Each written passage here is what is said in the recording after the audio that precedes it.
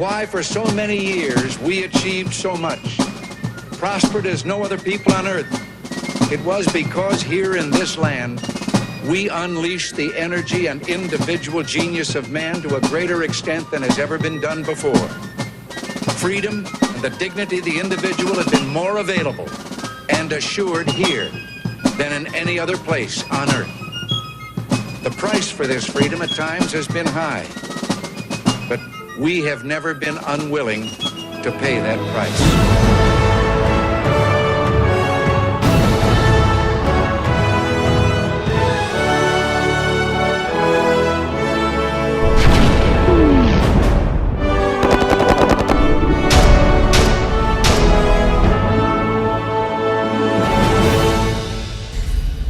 Last week in Johannesburg, Africa, people took to the streets to protest and voice concerns over being the world's first human test trials for a coronavirus vaccine. The people there are rising up because they realize that they're being used as guinea pigs and lab rats for the Bill Gates and the Melinda Gates of the world. And one of the signs that the people were holding up said, quote, "We don't want the capital G gates of hell here. We are not lab rats," end quote. Now, Bill Gates and his foundation and all these pharmaceutical companies will say that the motive for using these people is so as not to be, they're not left out or last in line for a vaccination. It's a humanitarian effort, they're saying.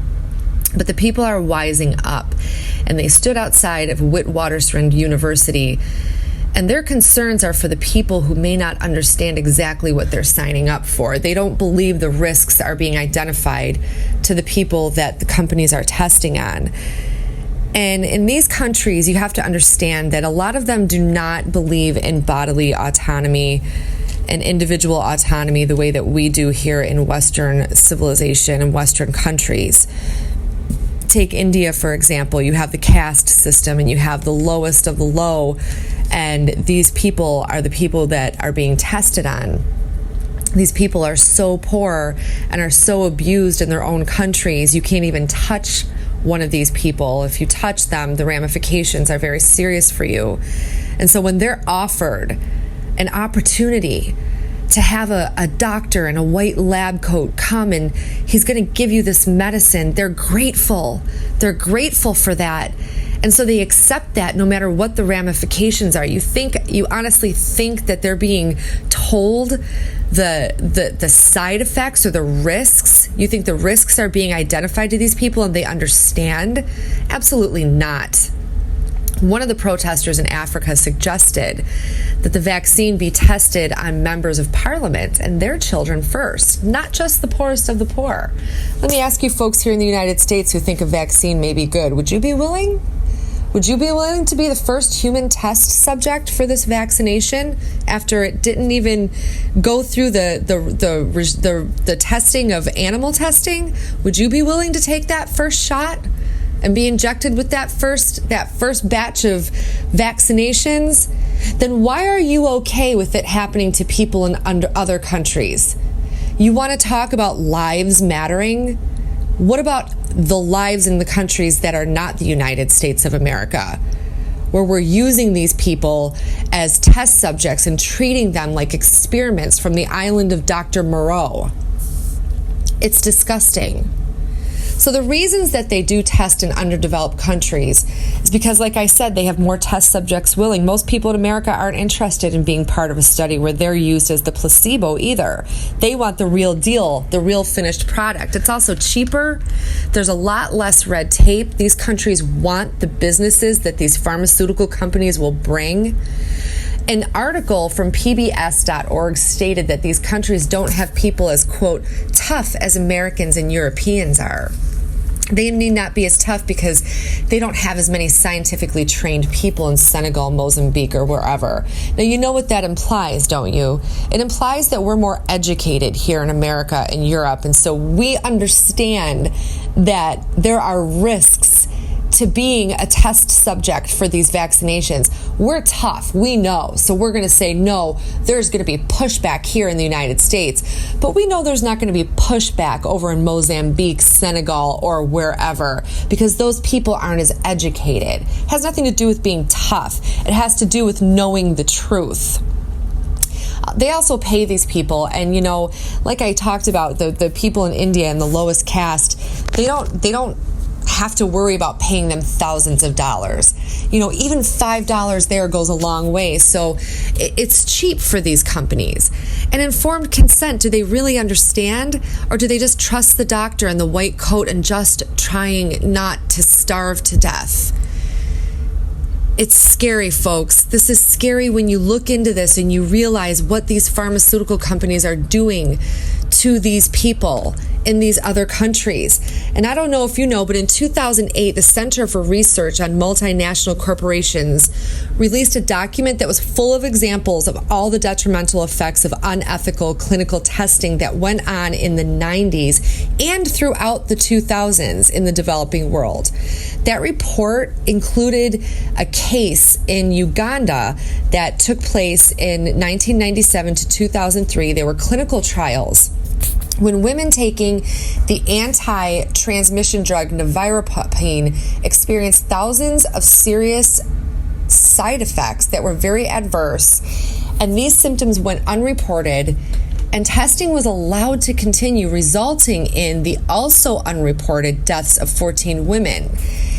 In India, in 2003, 8 test subjects died during the testing of the anti-clotting drug streptokinase. And please do not quote me on these pronunciations. It's probably completely wrong. The worst part, though, was that the subjects didn't even know they were part of a trial. They didn't even get informed consent from these people. And these cases are just two in numerous cases that were in this report that the Center for Research on Multinational Corporations released. It's scary. And until now, pharmaceutical companies were able to operate under, the cloak and dagger myth and the cloak and dagger guise of, we're doing this, for the good of people and we're being humanitarians, but they weren't telling us just how many test subjects suffered ill effects and died. And we could have stopped this. We could have stopped all this and we could have gotten involved and helped these people, but they are doing this secretly. They are hiding and they didn't have to report it to anybody. And recently, GlaxoSmithKline has decided to publish clinical study reports from the last 20 years. They're saying that this would move towards further transparency, aid future research, protect people from misinformation. But you have to ask yourself, what are their numbers actually hiding? So they have these clinical study reports and they describe every aspect of the study for a new drug. And releasing this data is really good, but it's really good for the doctors, the researchers, and the pharmaceutical industry. What about the people in rural Uganda or the slums of India who the numbers are describing? How does this help them? How did their help improve? Do they need to have continuing care? Or did you just go in, test your drug, and leave, not even asking if they need continuing care or making sure that, this is going to be the follow-up. This is what you're going to have now. You're going to have this after 2 months, after 6 months, after a year. No, they just go in, test, we got a good result, and leave. And now these people, these human beings, are left to fend for themselves after the fact. Now, in Uganda and in Zimbabwe, they had some research in antiretroviral methodology research. And what happened was they separated the patients into 2 groups. One group would get the continuous antiretroviral treatment, and the other group would get interrupted treatment with the same drug. Now, what happened is not taking the necessary antiretrovirals and being interrupted, it took a lethal toll on participants, and some people died in the process. Now we know that interrupting antiretroviral therapy for 12 weeks at a time is a bad idea. Those people had to die for this discovery to be made. Then you have people who live in these rural countries, these underdeveloped countries, who maybe did find out that they had been taken advantage of and that they were done wrong and people have died or there were adverse side effects. And, now this man or woman who lives in the depths of Uganda wants to do something about it. What do you think they're going to do about it? They're going against a pharmaceutical company with unlimited resources, unlimited funds, billions and billions of dollars. Are they supposed to go to their local Ugandan police station to report this? Where are the human rights advocates for these people who are being experimented on, all in the name of a vaccine for a virus with a less than 1% death rate? So what does that have to do with us here in New York State? Well, I'm going to tell you what that has to do with us here in New York State. We are the Constitutional Coalition of New York State. But during a press conference, our illustrious Governor Andrew Cuomo has offered New York State citizens as lab rats for a vaccination. During his press conference, the governor said New York is the perfect place to test a vaccine in large numbers. He claims state health officials are ready to work with the FDA as soon as a vaccine is ready for that stage. Quote, anything we can do to work with the federal government to get the vaccine done faster, we are all in, Cuomo said.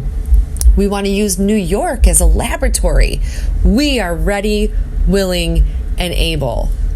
What in the world is this man doing? He does not speak for me. He does not volunteer me. He does not tell me to wear a mask. I will not be a lab rat for these vaccinations. So what is our defense against a tyrannical government who wants to inject us with chemicals against our will? What is our defense against any threat to life, liberty, and the pursuit of happiness? What makes our country different from these other countries? It's our Second Amendment right. That is our defense against this tyrannical government, this tyrannical ideology, this socialistic and communistic regime that wants to overthrow our constitutional republic. It is our Second Amendment that makes us different, that makes us stand out. And don't tell me that a government can't and won't use deadly force on its citizens. They have recently. Lavoy Finicum, Waco, Ruby Ridge. Do not allow this government to strip you of your rights, your God-given rights. These rights did not come from a government. They didn't come from a man or a woman or a regime. These rights came from Almighty God. Everybody has the right to defend and protect themselves and to live a life free of bondage and free of being a slave and free from being a pharmaceutical company's lab rat to test their poisonous chemicals on your person. Do not allow them to strip you of your rights. Glad you could join us next week